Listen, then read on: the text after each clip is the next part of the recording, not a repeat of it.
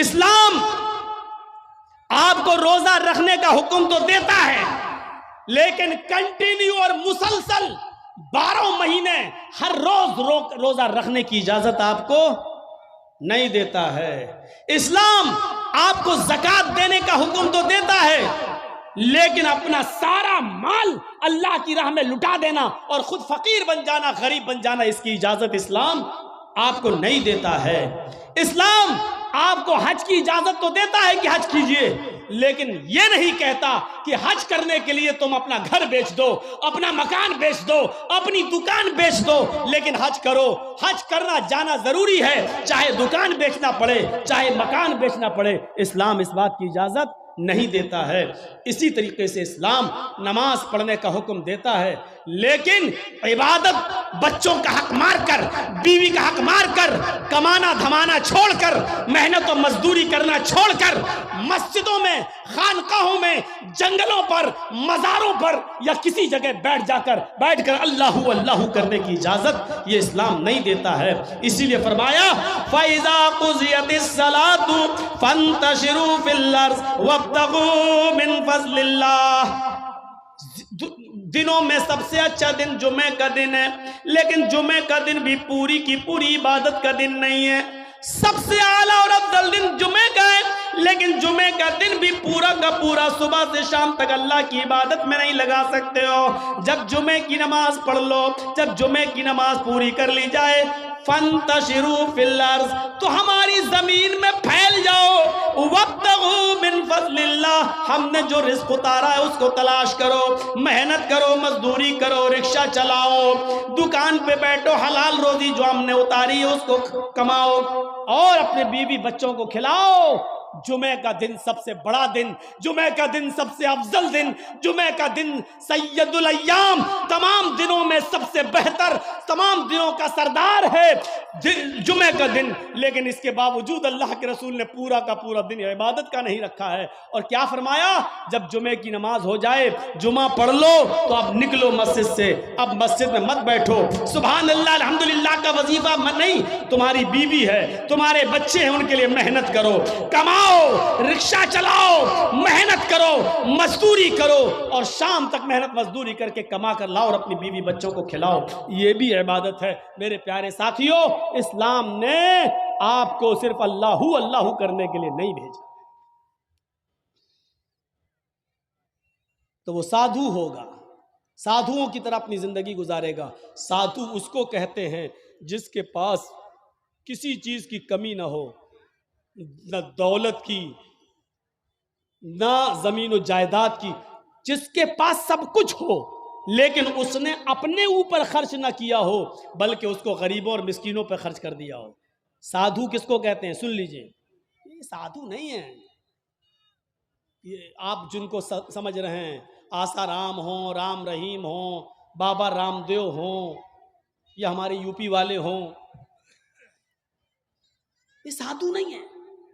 سادھو کہتے ہیں کہ جس کے پاس سب کچھ ہو لیکن اس نے اپنے اوپر خرچ نہ کیا ہو، غریبوں اور مسکینوں میں لٹا دیا ہو۔ اس سادھو کی پریبھاشا میں، اس سادھو کے انٹروڈکشن میں صرف محمد رسول اللہ پورے اترتے ہیں۔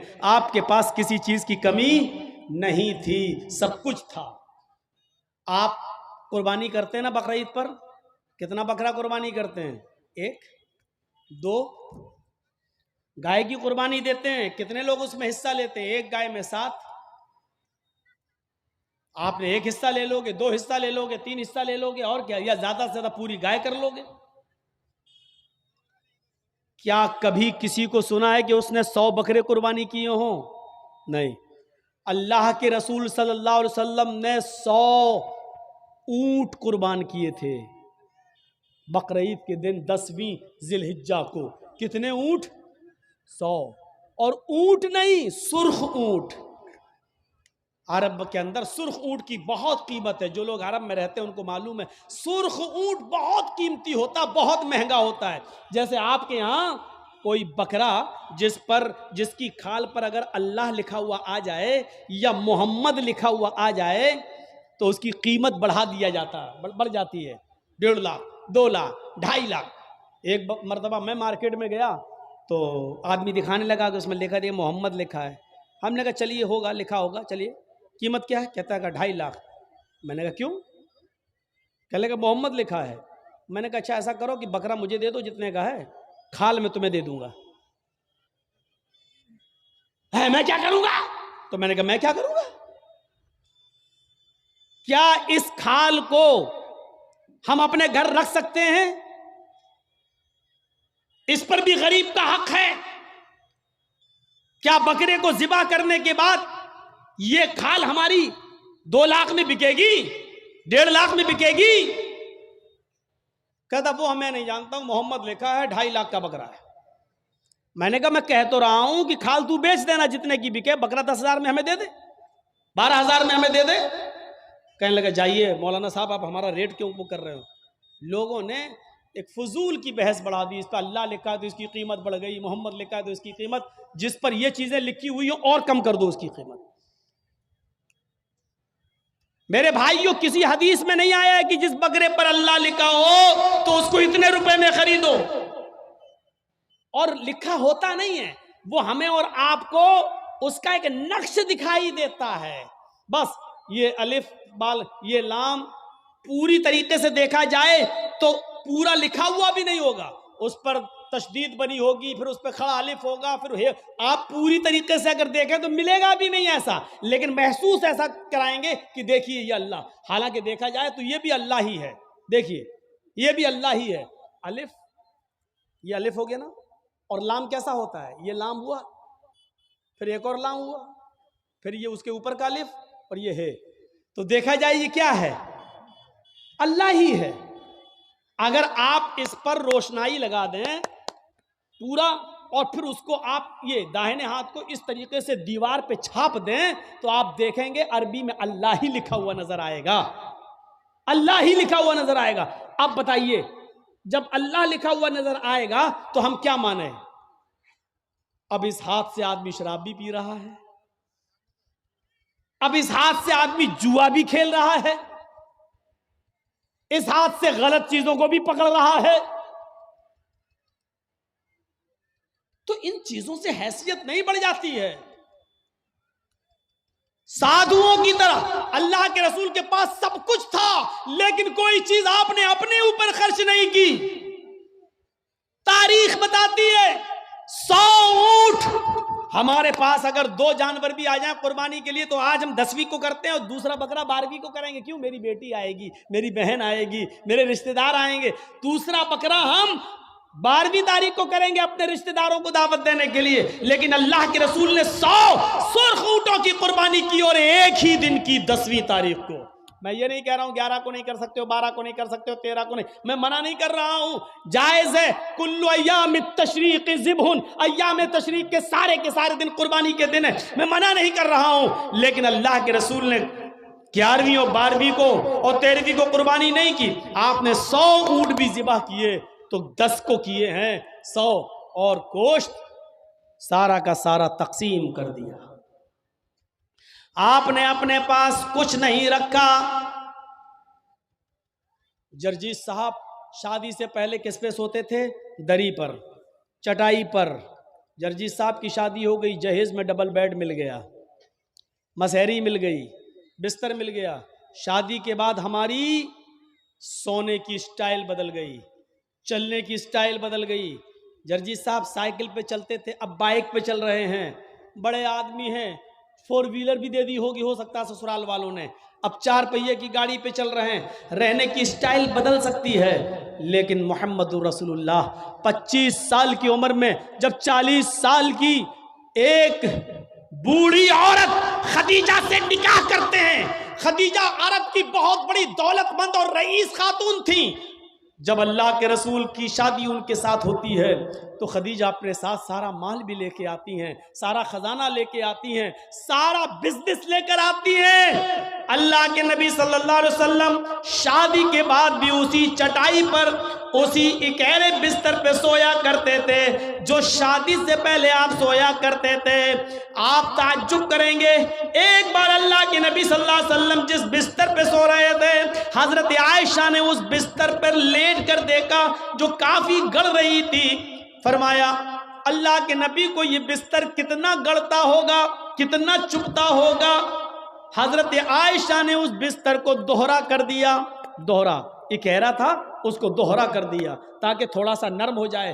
اللہ کے نبی اس بستر پہ سو جاتے ہیں، تہجد کی نماز میں نہیں اٹھ پاتے ہیں۔ جب آنکھ کھلی تو فجر کا وقت تھا، فجر کی نماز پڑھانے کے بعد جب گھر پہ آتے ہیں تو پوچھتے ہیں عائشہ تم نے بستر پر ایسی کون سی چیز بچھا دی تھی؟ عائشہ تم نے بستر پر ایسا کیا بچھا دیا تھا؟ آج مجھے نیند آ گئی اور میں رات میں اللہ کی عبادت نہ کر سکا، تہجد کے اندر اٹھ نہیں سکا۔ فرمایا اے اللہ کے نبی بستر کے نیچے تو میں نے کچھ نہیں بچھایا، وہ بستر جو اکھیرا تھا اس کو میں نے دوہرا کر دیا۔ میں نے لیٹ کر دیکھا آپ کو کیسے نیند آتی ہوگی، وہ تو کافی چبھ رہا تھا، کافی گڑ رہا تھا، میں نے اس کو دوہرا کر دیا۔ فرمایا عائشہ ایسا مت کرو، جیسا بستر پہلے بچھاتی تھی اسی طرح بچھاؤ، بستر کو اکھیرا رہنے دو، میری پیٹھ پر گڑتا ہے تو گڑنے دو، میری پیٹھ پر چبھتا ہے تو چبھنے دو۔ جب بستر گڑتا تھا چبھتا تھا تو میری آنکھ کھل جاتی تھی اور میں رات میں اٹھ کر تہجد کی نماز پڑھ لیا کرتا تھا، اللہ کو یاد کر لیا کرتا تھا۔ عائشہ آئندہ بستر اسی طرح بچھاؤ، میرے لیے آرام کا ایسا انتظام نہ کرو کہ بستر پر مجھے نیند آ جائے اور پھر میں اس رات میں اٹھ کر اللہ کو یاد نہ کر سکوں، اس رات اٹھ کر میں اللہ کو کا ذکر نہ کر سکوں، تہجد کی نماز نہ پڑھ سکوں۔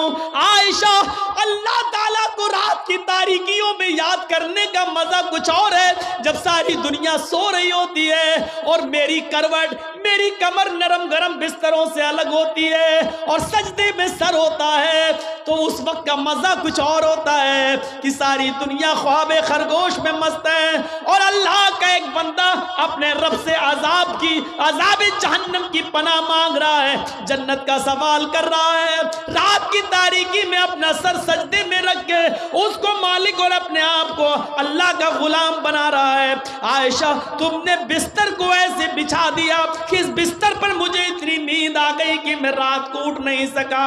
عائشہ مجھے اتنا آرام نہ دو کہ میں رات میں اٹھ کر اللہ کو یاد نہ کر سکوں۔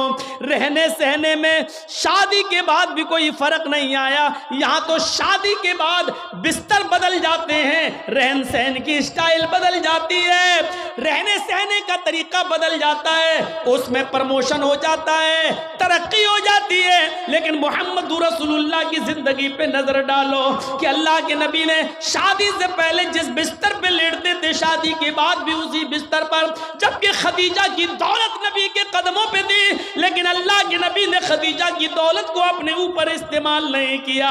خدیجہ جو دولت لے کر آئی اس دولت کو بھی اللہ کے رسول نے دین کے کام میں غریبوں اور مسکینوں میں لٹا دیا۔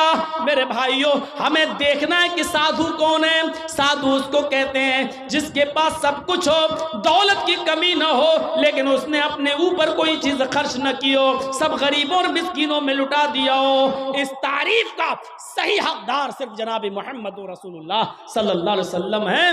آپ کے پاس کس چیز کی کمی تھی؟ لوگ کہتے بہت غریب تھے، یہ تھے، نہیں، اللہ کے رسول سے زیادہ کوئی امیر تھا؟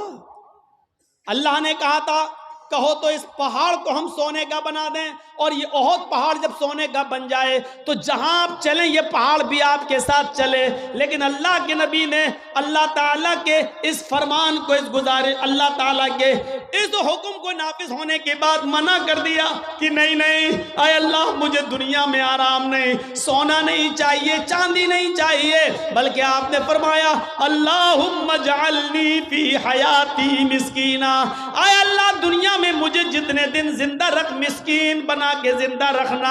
اے اللہ جب مجھے موت آئے تو حالت مسکینی میں مجھے موت آئے، اور اے اللہ کل قیامت کے دن جب میں اٹھایا جاؤں تو فقیروں میں اور مسکینوں ہی میں اٹھایا جاؤں۔ یہ اللہ کے رسول کی دعا تھی، جبکہ اللہ تعالیٰ تو احد پہاڑ کو سونے کا بنانے کے لیے تیار تھا۔ نبی اکرم جہاں چلتے پہاڑ آپ کے ساتھ ساتھ چلتا، لیکن اللہ کے رسول نے پہاڑ کو سونے کا بنانے سے منع کر دیا اور کہا کہ مجھے دنیا کے عیش و آرام نہیں چاہیے۔ حضرت عبداللہ ابن عمر نے بستر پر لیٹ کر دیکھا تو کہا اللہ کے نبی یہ کیا ہے؟ جب اللہ کے نبی اس بستر پر سو کے اٹھے تو دیکھا کہ اس نشان پڑ گئے. آپ کسی کھردری چٹائی پر لیٹیے، ننگی پیٹھ، جب آپ اٹھیں گے تو چٹائی کے نشان آپ کی پیٹھ پر پڑ جائیں گے. اللہ کے نبی کی پیٹھ پر جب نشان پڑے تو حضرت عبداللہ ابن عمر نے جب یہ دیکھا تو چیخ پڑے، اے اللہ کے رسول، آپ تو یہود و نصارہ تو نرم گرم بستر پر سوئیں، اور آپ جو ہیں ایسی چٹائی پر جس سے آپ کے نشان پڑ جائیں. نہیں، آج کے بعد آپ اس چٹائی پر نہیں سوئیں گے. آپ نے کہا پھر لَوِ اتَّخَذْنَا لَكَ وَطَانًا، آج ہم آپ کے لیے ایک نرم گرم بستر بنا دیں گے، نرم گرم گدے کا انتظام کر دیں گے، آپ اس کے اوپر سونا.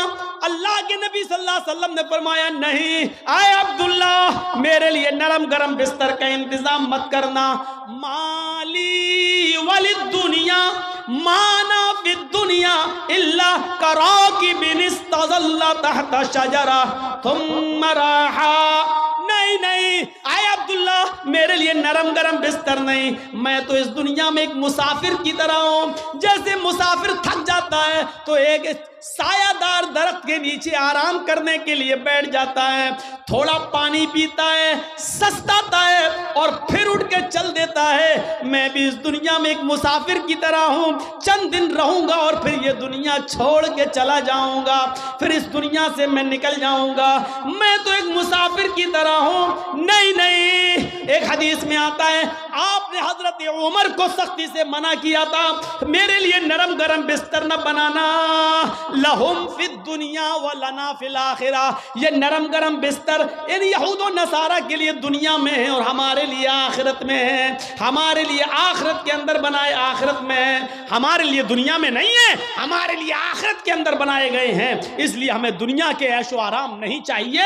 سادھو اس کو کہتے ہیں جس کے پاس سب کچھ ہو لیکن اس نے غریبوں پر نچھاور کر دیا ہو، مسکینوں پر لٹا دیا ہو، اپنے پاس اس نے کچھ نہ رکھا ہو. آسنا سادھت منم، جو سادھوؤں کی طرح اپنی زندگی گزارے گا، اشٹرو گڑا، اور اس کے اندر 8 خوبیاں پائی جائیں گی. اب 8 خوبیاں بھی دیکھ لو کس کے اندر تھی. الپ بھاشی، وہ کم بولے گا. کم بولنے والا کون تھا؟ پوری زندگی آپ پڑھ جائیے، محمد الرسول اللہ صلی اللہ علیہ وسلم سے زیادہ کم بولنے والی شخصیت آپ کو نہیں ملے گی. ضرورت کے وقت بولنا اور اتنا بولنا جتنی ضرورت ہے، اس سے زیادہ نہیں. یہ ہمارے اور آپ کے یہاں کا ماحول ہے، کوئی زیادہ بول رہا ہے، کوئی کم بول رہا ہے. اللہ کے رسول اتنا ہی بولا کرتے تھے جتنی ضرورت ہے. کبھی کبھی تو ایسا ہوتا تھا کہ پورا جواب بھی نہیں دیتے تھے. کم بولنے کا حال یہ تھا کہ ایک مرتبہ کچھ یہودی اللہ کے نبی کے پاس آئے. مسلم شریف کتاب السلام پڑھیے، چیپٹر. نبی اکرم کے گھر پہ آئے، دروازے کو دستک دی، اللہ کے رسول نے دروازہ کھولا، یہودیوں نے سلام کیا. در حقیقت وہ سلام نہیں تھا بلکہ اس سلام کے اندر چھپی ہوئی بد دعا تھی. ان یہودیوں نے آتے ہی کہا السلام علیکم یا رسول اللہ، السلام علیکم. کیا کہا؟ السلام علیکم، لیکن کہا ایسے السلام علیکم یا رسول اللہ. اے اللہ کے رسول آپ پر موت ہو. السلام علیکم نہیں کہا انہوں نے سلامتی ہو، بلکہ کیا کہا؟ السلام علیکم، موت ہو آپ پر، برباد ہو جائیں آپ. تو اللہ کے رسول صلی اللہ علیہ وسلم سمجھ گئے، آپ نے سن لیا. ان یہودیوں نے السلام علیکم نہیں کہا بلکہ ان یہودیوں نے کیا کہا؟ السلام علیکم. تو اللہ کے رسول نے اتنا کم جواب دیا، مختصر، چونکہ آپ کم بولتے تھے، آپ نے اس کا بہت ہی شارٹ میں جواب دیا، وعلیکم. یہودی جھلملا گئے ہیں. یہودیوں نے کہا السلام علیکم، موت ہو آپ پر. آپ نے اس کے جواب میں صرف اتنا کہا وعلیکم، تم پر ہو. یعنی جو تم مجھ پر بھیج رہے ہو وہ تم پر ہو. حضرت عائشہ نے جب سنا تو انہوں نے اندر سے پردے کی اوٹ سے چیختے ہوئے کہا وعلیکم السلام یا یہود ولعنت اللہ. اے یہودیو، میرے شوہر پر تم موت بھیجتے ہو. تم پر موت ہو اور اللہ کی لعنت ہو. تو اللہ کے رسول نے حضرت عائشہ کو ڈانٹا تھا اور کہا تھا عائشہ یہ تم نے غلط کیا، عائشہ تمہیں ایسا نہیں کرنا تھا. حضرت عائشہ نے کہا اللہ کے رسول آپ نے سنا نہیں، آپ پر موت بھیج رہے ہیں وہ. اللہ کے نبی نے کہا عائشہ کیا تم نے سنا نہیں میں نے ان کو کیا جواب دیا؟ انہوں نے کہا السلام علیکم، میں نے کہہ دیا وعلیکم. جو انہوں نے مجھ پر بھیجا میں ان کو بھیج چکا ہوں، میں ان کو بول چکا ہوں. تم نے اپنی طرف سے زیادتی کی ہے، غلط کیا، جاؤ معافی مانگو تم. میرے پیارے ساتھیو تصور کریں آپ اللہ کے نبی کتنا کم بولتے تھے. کم بولنے کو اپنی عادت بنائیے، ضرورت کے تحت بولیے، کیونکہ زبان سے ہی اکثر گناہ ہوتے ہیں. زیادہ زبان استعمال کرو گے پھسلے گی. اس لیے حضرت ابوبکر صدیق کبھی کبھی کان میں مسواک لگاتے تھے. یہ مسواک، نماز کا ٹائم ہوا مسواک کیا پھر کان میں لگا لیا. اس مسواک کو ایک بار اپنے داہنے ہاتھ میں پکڑے اور زبان کھینچ رہے تھے ایسے، اور مسواک زبان پہ مار رہے تھے ایسے. حضرت عمر نے کہا یہ کیا کر رہے ہو؟ کہا اس زبان کو سزا دے رہا ہوں. کہا کس بات کی؟ یہی زیادہ بولتی ہے، اس کو اوقات میں رکھ رہا ہوں، اس کو بتا رہا ہوں دیکھ اگر زیادہ بولنے کا کام تو نے کیا تو تیری پٹائی لگے گی اس مسواک سے. ایسا میں اس لیے کر رہا ہوں تاکہ زبان ہماری کنٹرول میں رہے، کیونکہ اکثر لوگ جہنم میں زبان کی وجہ سے جاتے ہیں. یہی وجہ تھی کہ اللہ کے نبی صلی اللہ علیہ وسلم نے جنت میں جانے والے لوگوں کی جب ایک لسٹ تیار کی تو ان نوجوانوں کو نہیں بھولا.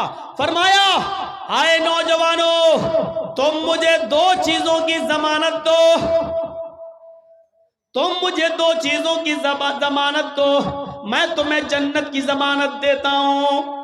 من یضمن لی، کون ہے جو مجھے دو چیزوں کی ضمانت دیتا ہے؟